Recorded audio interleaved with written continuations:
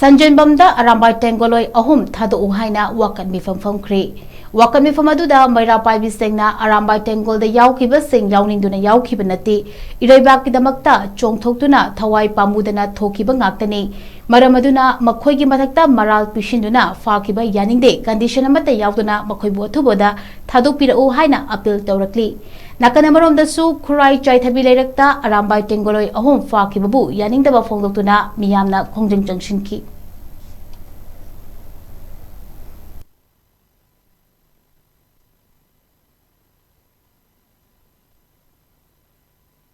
Han phabada yawa ngang manaucha hokcha manaucha magi mandom cha ne ko moi angang sing je phabje tasena ko ya jani de mamang da so moi smaina chatkre je masana yani na chakki ba sunate mayam smaina irang ho ko se thoki ba ngang chane ba si